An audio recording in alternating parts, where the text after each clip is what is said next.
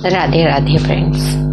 आज हम बात कर रहे हैं कि किस तरीके से हनुमान जी की स्तुति हमें करना चाहिए। मैंने हमेशा आपको बताया मंगलवार के दिन यदि आप मंदिर जाते हैं हनुमान जी के, तो वहाँ पे आपको हनुमान चालीसा का पाठ करना है। बहुत दिनों से यदि आपके काम नहीं हो पा रहे हैं, यदि आपके विवाह में बाधाएं आ रही हैं, काम में अड़चनें आती हैं, व्यापार ठीक से नहीं चल रहा है, तो आपको क्या करना है, श्री हनुमान जी का मंत्र का जाप करना है। 40 दिन तक आप इस मंत्र के जाप को करते हैं तो आपके सभी काम जो हैं वो बनने लगते हैं। हाथ में लड्डू, मुंह में पान, 12 बरस के वीर हनुमान, इस मंत्र को यदि इन चीज़ों को हम बोलते हैं तो इनसे हनुमान जी जो है वो प्रसन्न होते हैं। इसे आप चाहे तो कमल गट्टे की माला से करिए, इससे धन लक्ष्मी जो है इसमें वृद्धि होती है। और यदि तुलसी की माला से कर रहे हैं तो इसमें आपके सुख सौभाग्य की जो है वृद्धि होना शुरू होती है। आपको 40 दिन तक एक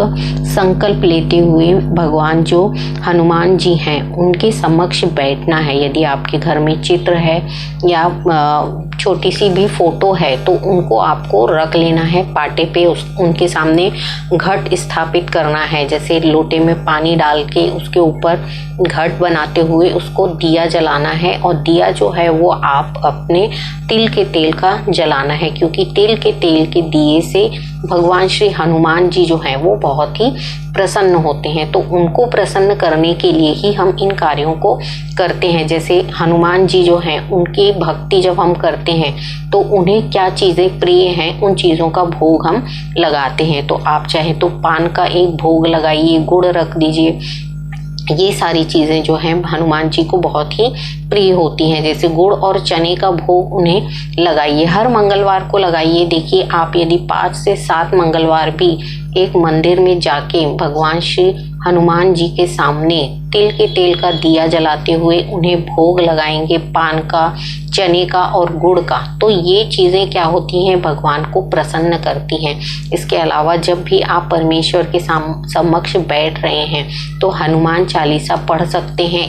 एक बार यदि आप इस हनुमान चालीसा को पढ़ सकते हैं और मंदिर में ही ये प्रण ले सकते हैं कि मेरा कार्य जब तक होता नहीं तब तक मैं मंदिर में आऊँगा और आपके लिए भोग लाता रहूँगा। 5 से 7 मंगलवार देखिए करके आपके जो रुके हुए कार्य हैं या रुका हुआ पैसा है आपका कोई दे नहीं रहा, तो ये बहुत जल्दी सुनना शुरू हो जाता है, या आपके कार्य जो हैं वो आगे बढ़ना शुरू होते हैं। सच्ची लगन और सच्ची निष्ठा के साथ किए हुए कार्य जो है परमेश्वर उन पे ज़रूर प्रतिक्रिया दिखाते हैं। सिर्फ हमारी जो भावनाएं हैं वो सच्ची होना चाहिए, परमेश्वर के प्रति हमारा जो कृतज्ञता है उसमें सच्चाई होनी चाहिए, तभी हमारे जो मन के भाव हैं वो परमेश्वरी शक्तियों तक पहुंचते हैं। तो हमेशा आपको याद रखना है, एक मंत्र है, ओम नमः बजरंग बली, वज्र का कोटा जहां हमारा पिंड वहीं हमारा पेटा, ईश्वर की कुंडी ब्रह्मा के ताले, मेरे घट के हनुमान महावीर रखवाले, जो फिरे हनुमान राम की दुहाई। इस मंत्र को यदि आप जाप कर लेते हैं 40 दिन तक, एक माला रोज जाप कर लेते हैं, तो देखिए आपके जितने रुके हुए काम हैं ये सिद्ध होना शुरू हो जाते हैं। जिस भी काम में आप हाथ डालते हैं वो काम हमेशा सफल होता है। भगवान जो श्री राम के भक्त हैं श्री हनुमान जी, ये अपने भक्तों को उतना ही प्रेम करते हैं, उतनी ही उनकी आस पूरी करते हैं जितनी वो श्री राम की सेवा अर्चना और उपासना करते हैं। तो हमें भगवान श्री राम की तो उपासना करनी ही है। इसके साथ साथ जब आप श्री हनुमान जी के लिए भोग लगाते हैं, मंत्र का जाप कर रहे हैं, तो सच्ची लगन और सच्ची निष्ठा के साथ समर्पण करते हुए करिए। देखिए 40 दिन यदि आप इस मंत्र का जाप कर लेते हैं तो आपका जो रुका हुआ काम है वो आपके सफल होना शुरू हो जाते हैं। हमेशा संकल्प करते हुए बैठिए कि मैं 40 दिन तक इस मंत्र का जाप करूंगा।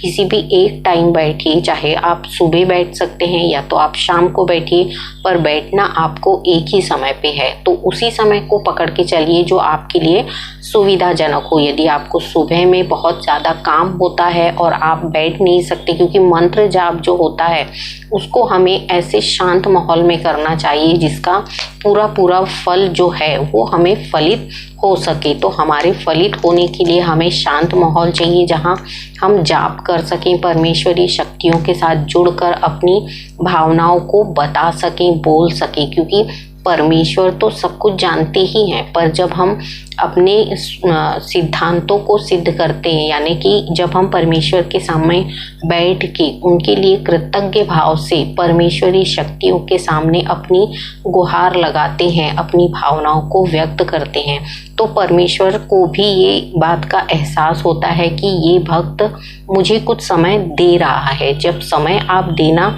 शुरू करते हैं उन शक्तियों को, तब वो आपके लिए कार्य करना शुरू करती हैं। तो इन चीज़ों को करिए। देखिए, इन छोटी छोटी चीज़ों से आपको बहुत ही बेनिफिट मिलता है। जब आपकी इच्छाएं पूर्ण हो जाएं, 40 दिन के बाद आपकी जो भी इच्छा है वो यदि पूर्ण हो जाती है, तो आपको क्या करना है, एक श्रीफल लेके और उस मंदिर में फोड़ना है जहां आप दर्शन करने के लिए रोज जाते हैं। 40 दिन इस उपाय को करके देखिए आपके रुके हुए सारे काम जो हैं वो सिद्ध होना शुरू हो जाते हैं। तो इन छोटे छोटे उपायों के साथ मैं हमेशा आपके समक्ष आती रहती हूँ।